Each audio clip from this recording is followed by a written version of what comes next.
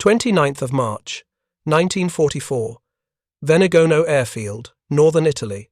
Two Luftwaffe test pilots stood before an intact Consolidated B-24 Liberator, the American heavy bomber's massive frame casting long shadows across the tarmac in the afternoon sun.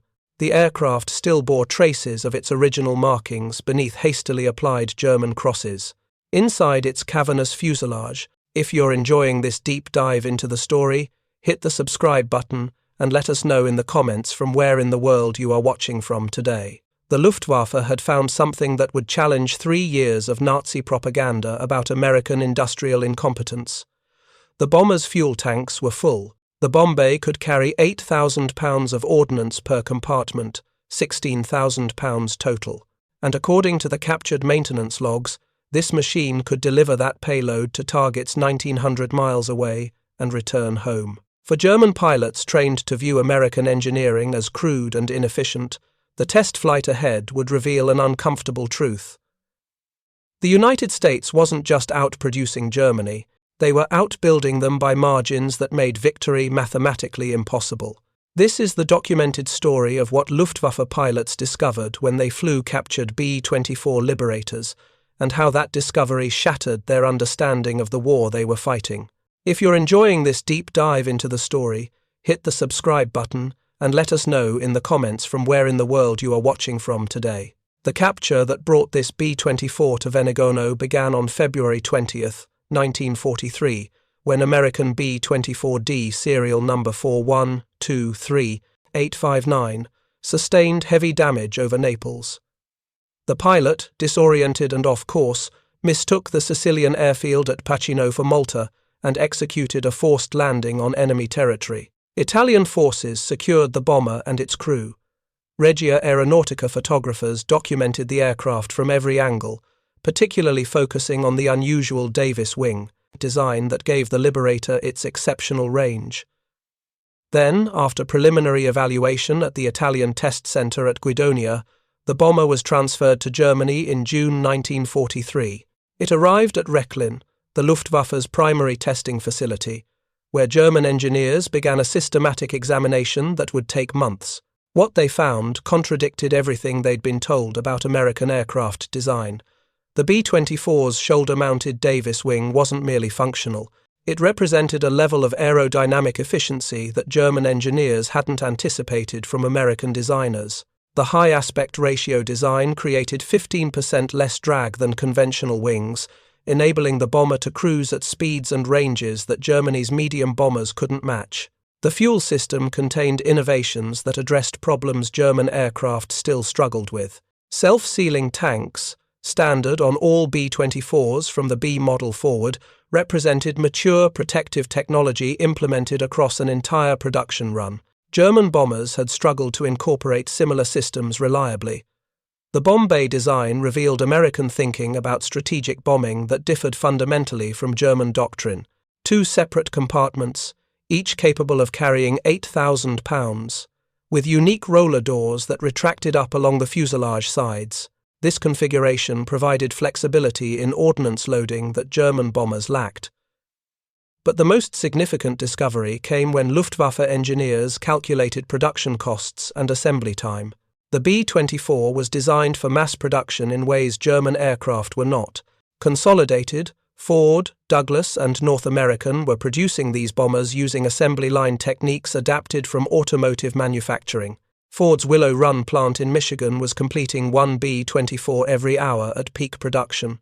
1 bomber every hour. German aircraft. Production, by contrast, relied heavily on skilled craftsmen assembling planes in traditional factory settings. The Luftwaffe couldn't approach American production rates even when their factories weren't being bombed. By October 1943, when the first captured B-24 reached Rechlin for testing, Germany was producing approximately 1,000 fighter aircraft per month across all types. In the same period, American factories were completing over 2,500 heavy bombers monthly, plus fighters, medium bombers, transports, and training aircraft. The test pilots at Rechlin understood what these numbers meant, even if propaganda officials wouldn't acknowledge it publicly.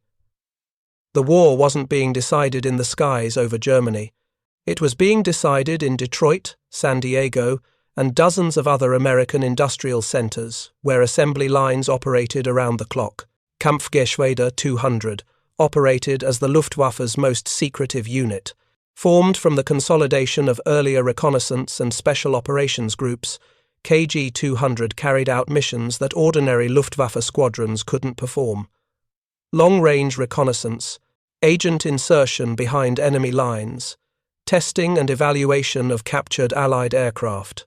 For the latter mission, KG 200 operated several captured B-17 flying fortresses, and, by late 1943, at least 3 B-24 Liberators. The unit's pilots were experienced, often veterans of hundreds of combat missions who had been specially selected for their technical knowledge and flying skill. They needed both qualities to master unfamiliar American aircraft while operating them on clandestine missions. One Liberator, the B-24D captured at Pacino, was transferred to KG 200 after evaluation at Rechlin. Another B-24 joined the unit after being captured at Venegono, Italy, on March 29, 1944. This aircraft, B-24 H Liberator, serial number 4252106, nicknamed Sunshine, became one of the most extensively used captured American bombers in German service. KG 200's pilots discovered that flying the B-24 required different techniques than German bombers. The American aircraft was heavier on the controls, demanding more physical effort to maneuver, especially at high altitude. It was less stable in formation, making it more difficult to fly in tight defensive boxes than the B-17. But the B-24 possessed one characteristic that German pilots found remarkable and, ultimately, troubling. It could fly farther than any bomber in the Luftwaffe inventory while carrying more bombs. The Junkers Ju-88, Germany's primary medium bomber, could carry 3,100 pounds of bombs internally, or 6,600 pounds with external racks. Its combat radius was approximately 600 miles. The Heinkel He-111, the Luftwaffe's other main medium bomber, managed similar performance, with a slightly larger internal bomb capacity but comparable range. Germany's only operational heavy bomber, the Heinkel He-177, was plagued by engine fires and structural problems that limited its deployment. When it did fly combat missions, it could carry up to 4,400 pounds of bombs over distances approaching 1,200 miles, though reliability issues often cut missions short. The B-24, by comparison, routinely carried 8,000 pounds of bombs on missions of 1,500 miles or more. With reduced bomb loads, its range extended beyond 2,400 miles. More significantly, the B-24 accomplished this performance reliably, mission after mission, day after day. American heavy bombers weren't experimental designs or limited production specialty aircraft. They were standard equipment, rolling off assembly lines, by the thousands, and entering combat in formations that numbered in the hundreds. KG 200 pilots who flew the captured Liberators understood the implications. They'd seen the bomber streams firsthand, had watched formations of 200, 300, sometimes more than 400 B-17s and B-24s darken the sky over Germany. Each bomber carried 4,000 to 8,000 pounds of ordnance. The mathematics were devastating. A single American heavy bomber raid could deliver more ordnance to target than the entire German bomber force could carry in a maximum effort mission. And the Americans were flying these raids daily, sometimes twice daily, while the Luftwaffe struggled to mount even occasional bombing operations by 1944. German propaganda had prepared Luftwaffe pilots for American quantity over quality, mass production of crude but numerous weapons, throwing resources at problems rather than solving them with superior German engineering. The reality they discovered in captured American bombers told a different story. American aircraft weren't crude.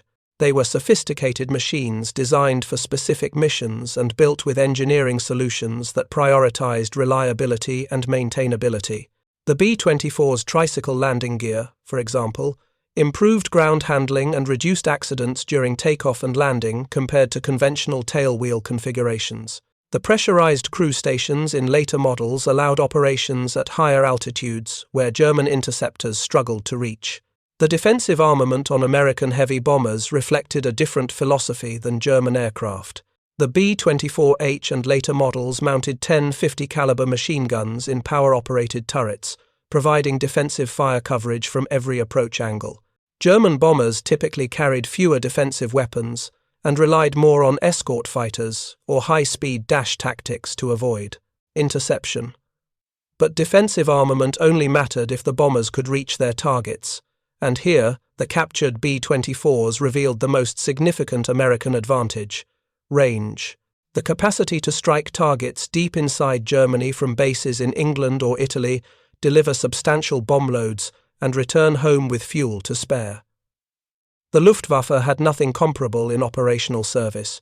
Germany's attempt to develop a long-range strategic bomber, the He-177, had consumed vast resources and produced an aircraft that caught fire so frequently its crews called it the Luftwaffe's lighter. Plans for improved versions, including the four-engined He-177B, were repeatedly delayed by engine development problems and resource shortages. The Bomber B program, intended to produce a modern medium bomber to replace the Ju-88, had stalled completely when the Junkers Jumo 222 engine failed to achieve production readiness, despite 3 years of development and nearly 300 prototype engines. Meanwhile, American factories were producing 18,000 B-24 Liberators, 18,000 heavy bombers capable of striking any target in Germany from bases the Luftwaffe couldn't reach. KG-200 used its captured B-24s for practical purposes beyond evaluation. The aircraft flew supply missions to German forces behind Soviet lines. Their long range allowed them to reach partisan groups or isolated Wehrmacht units that shorter-ranged German aircraft couldn't service. The Liberators also flew reconnaissance missions, photographing Allied installations and troop movements from altitudes where their silhouette could pass for a friendly aircraft until too late for effective interception. The most audacious use of captured B-24s was infiltration of Allied bomber streams. On December 1, 1943, a lone B-24 joined a formation from 44th Bomb Group. American aircrew reported seeing an aircraft carrying the markings of the 392nd Bomb Group, but the 392nd hadn't become operational yet. The mysterious B-24 flew with the formation for several minutes before breaking away. German records confirm this was a KG-200 aircraft conducting electronic reconnaissance, monitoring Allied radio communications and radar emissions. Similar incidents occurred throughout 1944. In February 1945, a Phantom B-24 attempted to join a formation from the 741st Bombardment Squadron en route to Vienna. American fighter escorts, Tuskegee Airmen flying P-51s, intercepted the aircraft. Over the radio, the German pilot claimed he was from the 55th Wing and had become separated from his formation. The American squadron leader knew the 55th Wing wasn't flying that day. He gave the German pilot a choice: accept a fighter escort back to German lines or be shot down. The Phantom B-24 turned back with 2 P-51s on its tail, ensuring it didn't attempt to land in Yugoslavia, where it might have claimed internment.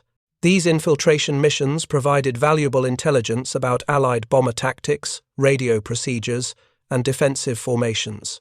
But they also reinforced what German pilots already knew from flying the captured Liberators. American bombers weren't just numerous. They were capable of sustained operations over distances the Luftwaffe couldn't match. The industrial disparity became increasingly obvious as the war progressed. By 1944, the United States was producing more combat aircraft in a single month than Germany produced in a quarter. American pilot training programs were graduating nearly 30,000 pilots annually, with flight time averaging 3 times what German pilots received due to chronic fuel shortages in Germany.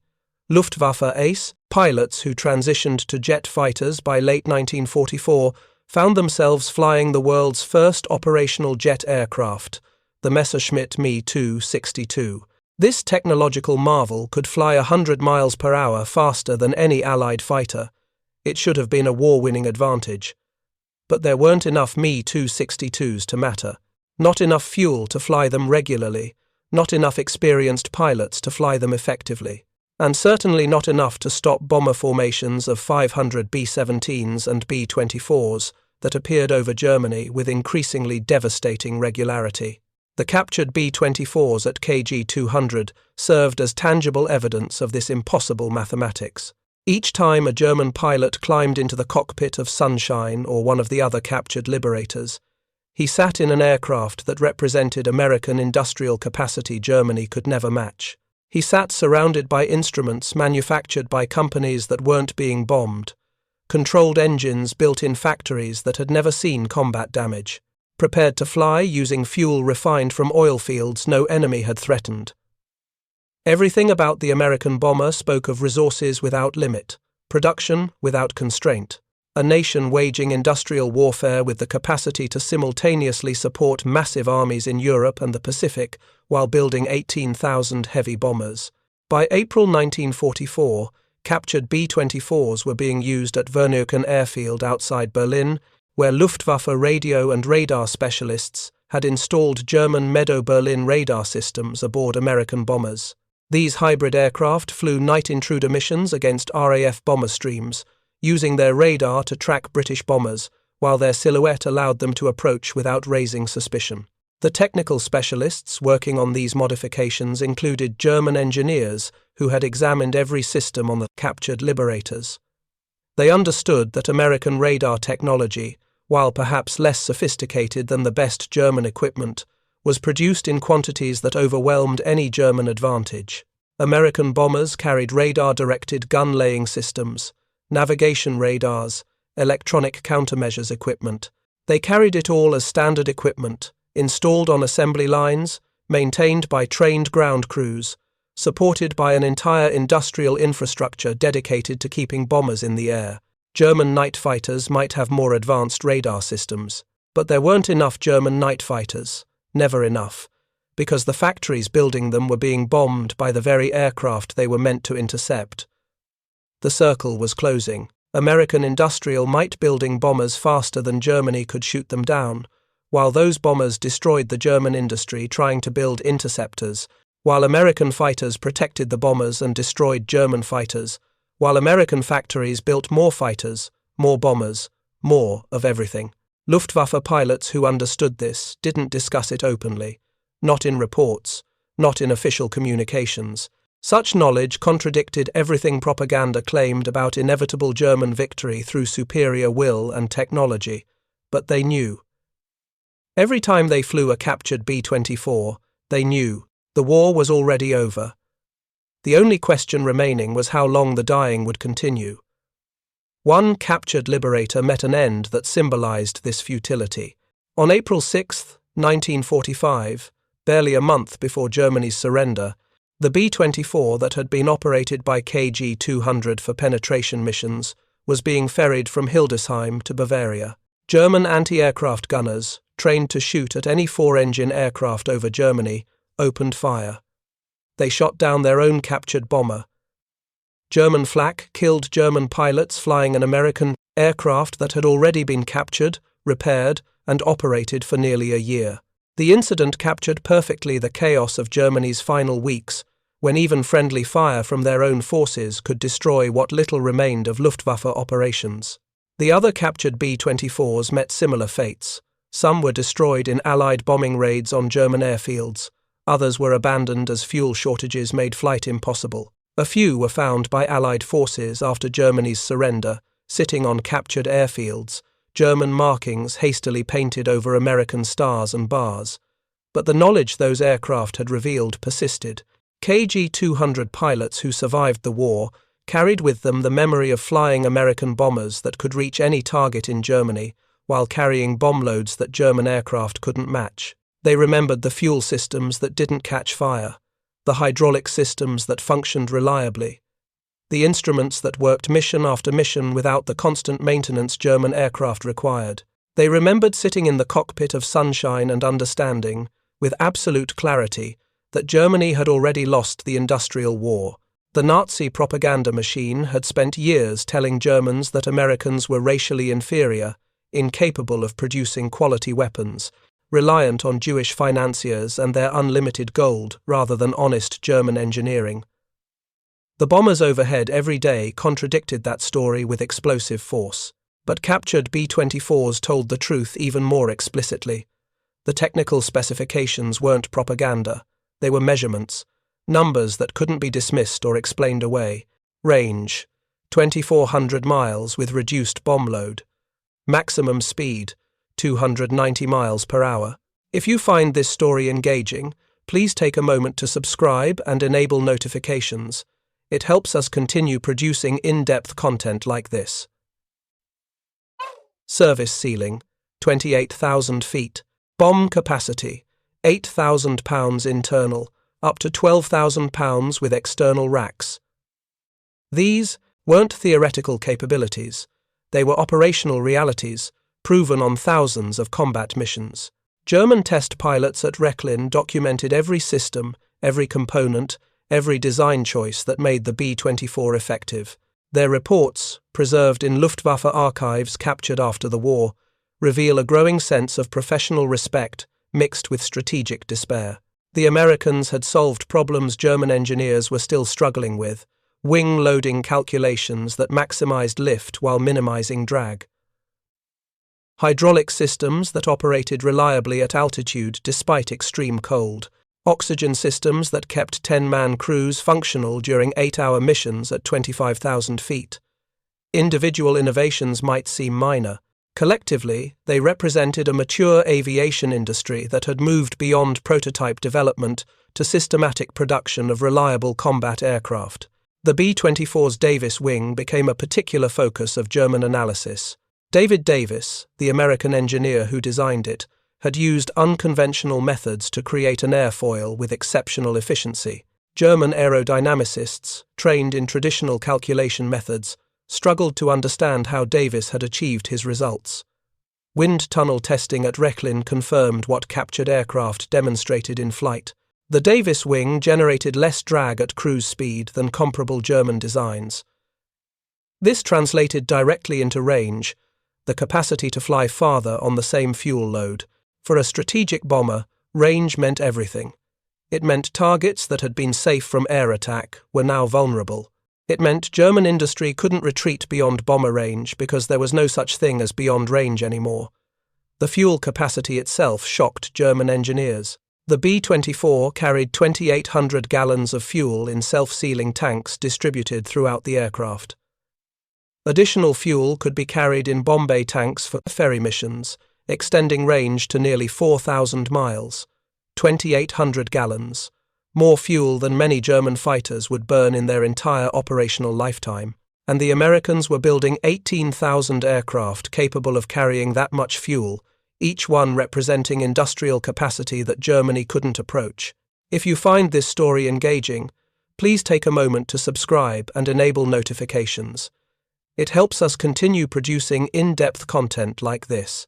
The psychological impact on German pilots who flew captured B-24s extended beyond technical admiration. It fundamentally challenged their understanding of why Germany was losing the war. Nazi ideology had prepared them for certain explanations: Jews controlling international finance, Bolshevik hordes overwhelming through sheer numbers, decadent democracies lacking the will to fight. But the B-24 represented none of these narratives. It represented competent engineering, efficient manufacturing, abundant resources, and systematic application of industrial power. It represented an economic system that could simultaneously support massive armies on multiple continents while building the world's largest bomber fleet. German pilots who had spent years hearing about American racial inferiority and industrial incompetence found themselves flying aircraft that German factories couldn't duplicate. They operated equipment that worked better than their own. They witnessed production capacity that made German efforts look primitive by comparison. Some reconciled this cognitive dissonance by compartmentalizing. The aircraft was good, but Germans were better pilots. American quantity versus German quality. Technological excellence couldn't overcome superior warrior spirit. Others understood that warrior spirit couldn't survive 8,000 pounds of high explosive delivered with increasing precision from altitudes German interceptors struggled to reach. The captured B-24s at KG 200 became classrooms where German pilots learned uncomfortable lessons about industrial warfare. Each mission flown in an American bomber reinforced the same conclusion. Germany couldn't win a war of production against the United States. The strategic implications were devastating. By 1944, Germany's situation had become mathematically hopeless. American bomber production alone exceeded total German aircraft production, add British bombers, Soviet production, and American fighters, and the disparity became impossible to overcome. German industry, despite heroic efforts and brutal exploitation of slave labor, produced approximately 40,000 combat aircraft in 1944. The United States produced 96,000, Britain added 26,000. The Soviet Union contributed 40,000, 200,000 Allied aircraft against 40,000 German, 5-1. And German aircraft weren't concentrated against one enemy. They were dispersed across multiple fronts, fighting simultaneous air wars against three major powers. The captured B-24s represented this disparity in physical form. Luftwaffe pilots could sit in the cockpit, start the four Pratt & Whitney R1830 engines, and fly an aircraft that symbolized why Germany had already lost. Some pilots appreciated the irony. They were fighting the war in captured enemy equipment because German equipment was increasingly unavailable. Fuel shortages grounded German fighters. Parts shortages kept German bombers on the ground awaiting repairs, but the captured American bombers, maintained with scavenged parts and German ingenuity, continued flying. The Americans could afford to lose bombers. Germany couldn't afford to lose the captured ones. This asymmetry defined the final year of the European Air War. American losses, while substantial, could be replaced. Crews shot down over Germany were replaced by newly trained pilots arriving from American flight schools. Aircraft destroyed were replaced by new bombers rolling off assembly lines. German losses were increasingly irreplaceable. Experienced pilots killed in combat couldn't be adequately replaced by hastily trained replacements who had received a fraction of the flight hours their predecessors enjoyed. Aircraft destroyed couldn't be replaced at rates matching losses. The Luftwaffe was being ground down through attrition. It couldn't sustain against an enemy that could sustain losses indefinitely. Captured B-24s provided an additional intelligence benefit beyond their operational use. German engineers dismantled systems to understand American manufacturing techniques. They discovered production methods that prioritized ease of assembly over traditional craftsmanship. Components were standardized, parts were interchangeable, entire assemblies could be replaced rather than repaired. The B-24 was designed to be maintained by mechanics with moderate training rather than requiring expert technicians. This approach to aircraft manufacturing reflected broader American industrial philosophy: build things that worked reliably, make them easy to maintain, produce them in quantities that accepted losses as inevitable but sustainable. German aircraft, by contrast, were often engineering marvels that required skilled technicians to maintain. They incorporated advanced features that improved performance but complicated production. They prioritized technical excellence over ease of manufacturing. In peacetime, this approach produced exceptional aircraft. In total war, it produced bottlenecks that couldn't be overcome despite increasingly desperate measures. The He-177 heavy bomber exemplified this problem. Technically ambitious, incorporating coupled engines to reduce drag, it should have been Germany's answer to American heavy bombers. Instead, it became notorious for engine fires, structural failures, and chronic unreliability. German engineers couldn't solve the fundamental problems. The coupled DB606 engines generated too much heat in too small a space. The airframe couldn't handle the stress of dive bombing, a requirement imposed by Luftwaffe leadership despite the aircraft's design as a level bomber. Production delays and modifications consumed resources without producing a reliable combat aircraft. Meanwhile, American factories were producing B-24s that worked. Not perfect aircraft, not the most advanced designs, but reliable platforms that accomplished their mission repeatedly. The contrast wasn't lost on German pilots who flew both types. The He-177 might catch fire on takeoff, the B-24 would complete its mission and return home. This reliability gap represented more than engineering differences. It represented different approaches to warfare itself. Germany had prepared for short, decisive campaigns where technical superiority and tactical excellence would overwhelm numerically superior but less sophisticated opponents. This doctrine had worked in Poland, in France, in the early phases of the Soviet invasion. But by 1944, Germany faced enemies who had learned from early defeats and adapted. The Soviet Union had reorganized its industry beyond German reach. Britain had survived the Blitz and built an integrated air defense system. The United States had mobilized industrial capacity that dwarfed anything Germany could match. The war had become an attritional struggle where production capacity, resource availability, and sustainability mattered more than tactical brilliance or technical sophistication.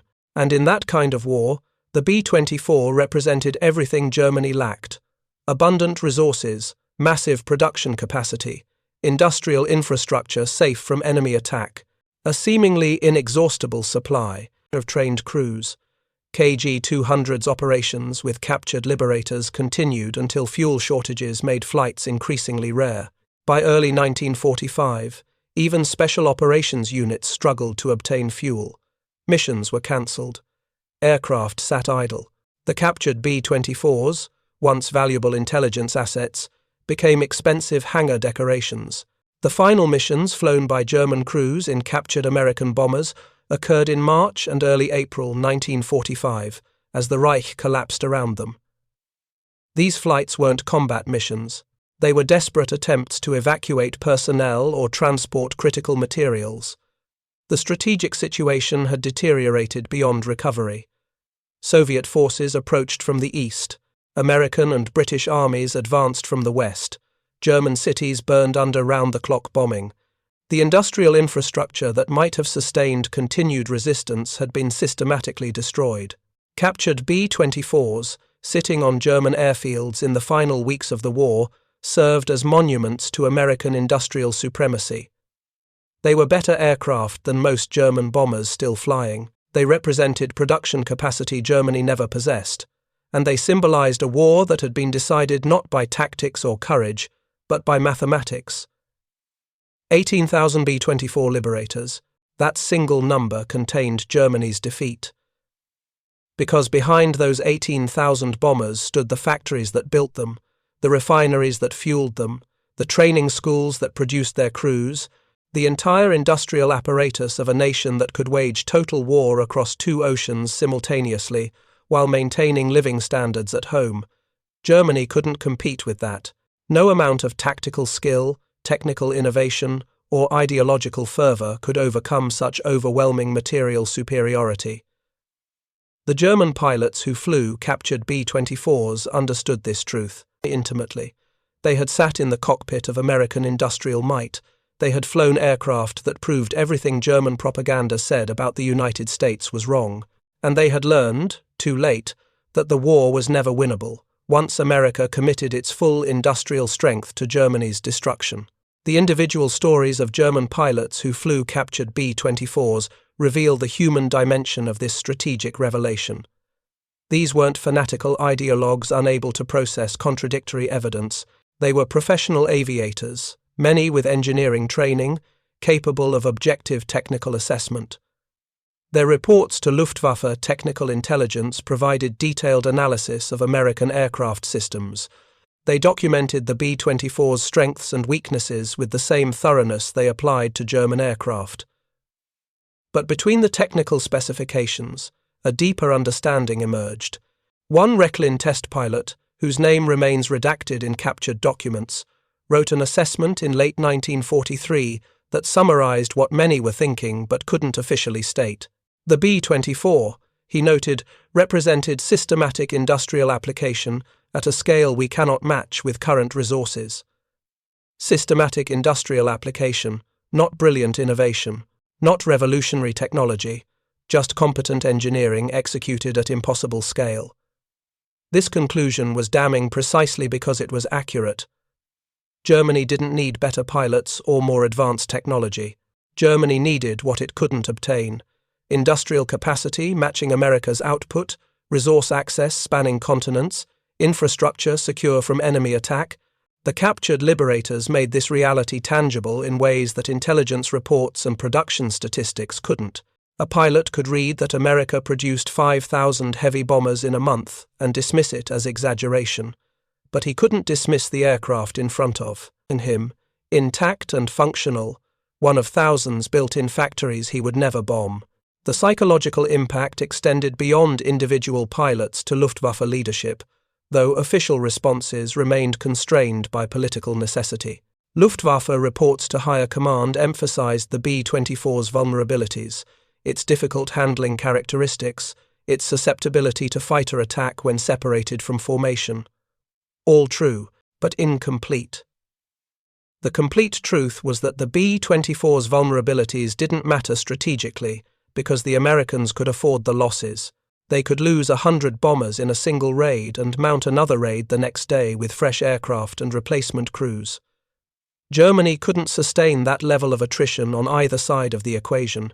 German interceptor losses couldn't be replaced at rates matching combat consumption. German pilot casualties exceeded training output, and the bombers those pilots were trying to stop kept coming, day after day, in numbers that never diminished despite losses.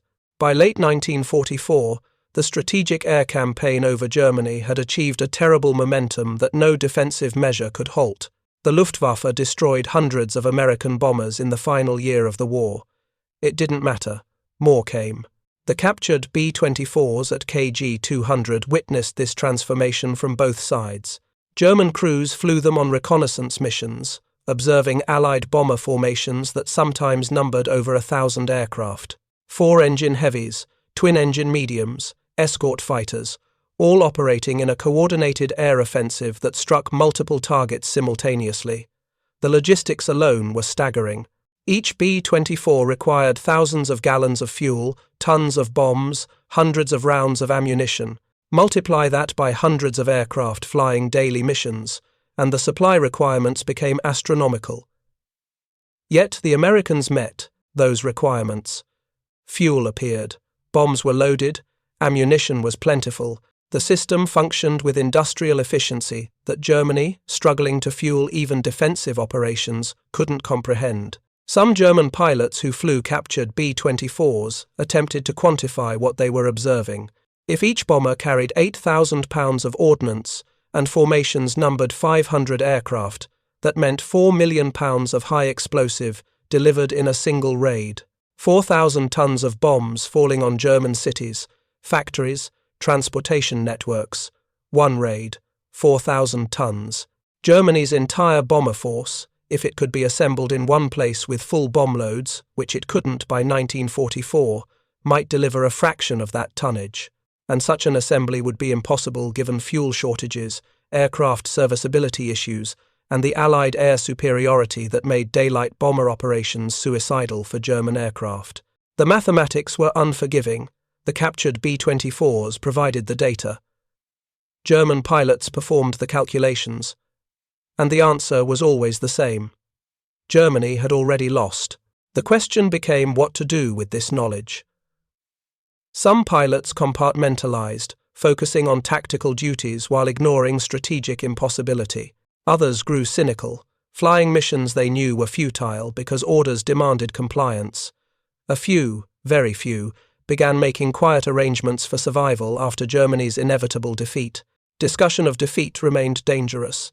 The Nazi regime executed defeatists with increasing frequency as military situation deteriorated. Even private conversations risked denunciation, so German pilots who understood the war was lost kept flying, kept fighting, kept dying in a conflict whose outcome was already determined. The captured B-24s became symbols of this futility. KG 200 maintained them carefully, scrounging parts, fabricating replacements when American components were unavailable.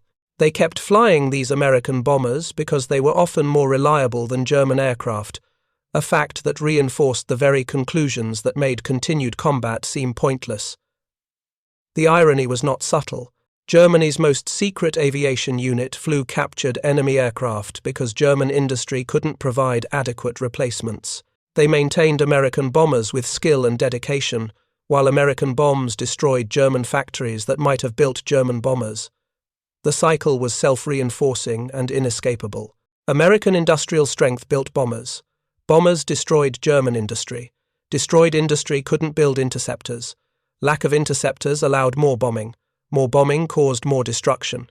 And through it all, the captured B-24s sat on German airfields, physical evidence that the United States possessed industrial capacity so vast that losing thousands of bombers barely affected production rates. The final documented flight of a KG-200 B-24 occurred in early April 1945. The mission was administrative, transporting personnel from a threatened airfield to relative safety further west. The crew understood they were fleeing inevitable Soviet occupation, delaying the end by days or weeks at most. They flew an American bomber, burning precious fuel Germany didn't have. To escape an enemy Germany couldn't defeat, in a war that propaganda still claimed Germany was winning. The aircraft landed successfully. Within weeks, Soviet forces overran the destination airfield. The crew dispersed, attempting to reach American or British lines rather than face Soviet captivity. The bomber was destroyed to prevent capture, though what intelligence value remained in a 4-year-old American aircraft design was questionable.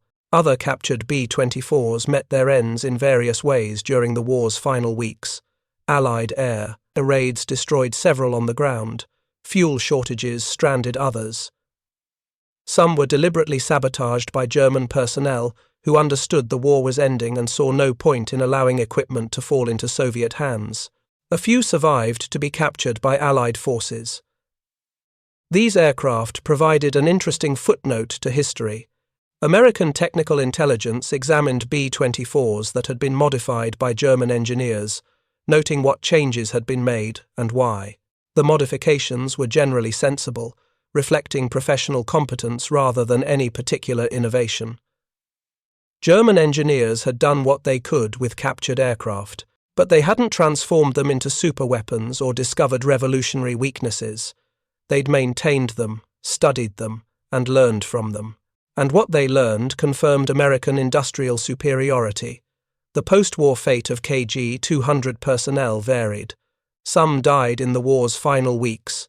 Others were captured by Soviet forces and spent years in prison camps. A few reached Western Allied lines and entered the prisoner of war system that eventually led to repatriation. Those who survived carried memories of flying American bombers over Europe, of operating aircraft that represented everything Nazi propaganda claimed didn't exist.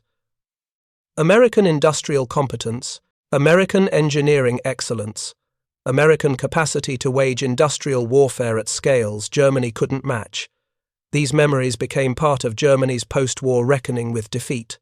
The country that had been told of its technical superiority, its industrial prowess, its inevitable victory, had to confront the reality that it had been comprehensively outbuilt and outproduced by enemies it had been taught to despise. The B-24 played a small but significant role in this reckoning. It was tangible evidence, photographed and documented, flown and tested, that German propaganda had been systematically lying about American capabilities. More broadly, the captured liberators represented a lesson about industrial warfare that extended beyond World War II. Wars between industrialized powers would be decided by production capacity, resource availability, and economic sustainability as much as by tactical skill or technological innovation. Germany's tactical excellence, evident in countless battles, couldn't overcome strategic material inferiority. German technical innovation, real and impressive in many fields, couldn't compensate for insufficient industrial output. German ideological commitment, demanded by the Nazi regime, couldn't substitute for the resources required to sustain modern warfare. The United States possessed all three advantages: industrial capacity that dwarfed Germany's output, resource access spanning hemispheres, and sufficient ideological commitment, though democratic rather than fascist, to mobilize that capacity toward total war. The B-24 symbolized this convergence. It wasn't the world's best bomber. The B-29, entering service in the Pacific as Germany collapsed, represented more advanced technology. The British Lancaster could carry heavier bomb loads to certain targets. Even the B-17 was preferred by many American crews for its better handling and survivability. But the B-24 was produced in larger numbers than any other American bomber. 18,493 aircraft built. More heavy bombers than Germany produced aircraft of all types in most years of the war. That number, 18,493, represented American victory more clearly than any single battle or campaign. It represented industrial mobilization so complete, so overwhelming, that German defeat became mathematical inevitability rather than military uncertainty. The German pilots who flew captured B-24s understood this. They had climbed into the cockpit of that inevitability. They had started the engines of their own defeat. They had flown missions in aircraft that proved their side couldn't win. And they had learned, through direct experience rather than propaganda, that the war had been decided not by courage or skill or tactical brilliance, but by production capacity and industrial strength. The lesson was harsh but clear. In industrial warfare between major powers, the side that could build more weapons, faster, while protecting its industrial base from destruction, would eventually prevail regardless of tactical setbacks or technological disadvantages. Germany couldn't protect its industry. Germany couldn't build enough weapons.